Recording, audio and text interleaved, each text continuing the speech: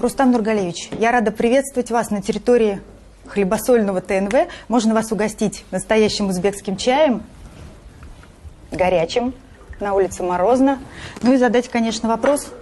Скажите, пожалуйста, у нас между Татарстаном и Узбекистаном такие давние крепкие отношения, а за последнее время удалось поднять товарооборот почти на 50%, даже чуть больше. За счет чего удалось этого достичь? Ну, вы, наверное, правильно сказали. Исторически мы очень близки. Близки по языку, близки по религии. И много людей татарской национальности, более 300 тысяч, и сегодня проживает на этой прекрасной земле.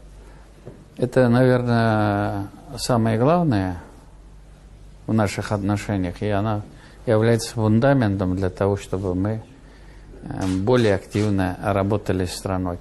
Ну и второе, последние 3 года Узбекистан сильно развивается. У нас были контакты, отношения, но руководство Узбекистана сегодня, оно нацелено на инновации, на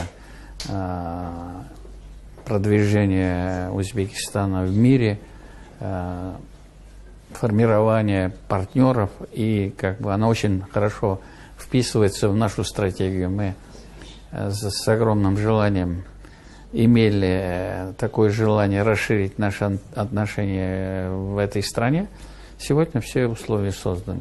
А если взять по проектам, это большой проект КАМАЗа. Открыли новую сборочную линию. Есть большие планы у компании «Татнефть», есть огромные планы, и они работают, ГМС Групп. Это крупные. А нам надо уже второй эшелон запускать там. Медицинские, фармацевтика. Удобрением мы снимали компанию, очень интересно, бионователь. Да, она тоже входит сюда, наша компания. Она тоже имеет хорошие перспективы. То есть страна открыта. Были вопросы с конвертацией, это все было в прошлом. А сегодня руководитель страны очень продвинутый человек с хорошими отношениями с нашим руководителем Владимировичем и президентом Узбекистана.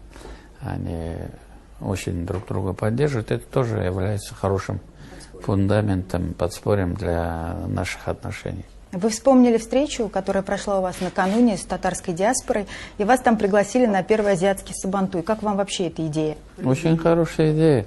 Я считаю, что они и сегодня там по 50-60 тысяч человек на сабантуй даже в Ташкенте приходят. В других местах тоже они сабантуи проводят.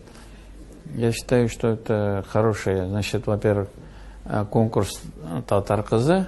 Это в Узбекистане 300 тысяч. Из них 150 тысяч красавиц, женщин. Неужели и 150 тысяч? Сегодня же победительница из Узбекистана, значит, мы здесь должны провести. Ну и заодно сабантуй проведем. Черты характера у татар и узбеков. Вы так много говорили об общей истории, они схожи? И какие есть, если схожие? Узбеки сами по себе очень добрый народ, очень гостеприимный. Наверное, в мире, если взять там 10 народов, в десятке, это в 5 даже, узбеки очень гостеприимные, значит, очень такие добрые, работяги, очень работоспособные, очень приятные люди. Но они любят татар, мы любим их. Взаимно. Да, взаимно. У нас очень много общего, поэтому мы, как братья и сестры, значит, мы исторически уже так сложилось, что мы всегда были близки и будем близки. Все выпуски программы «7 дней» смотрите на YouTube-канале ТНВ.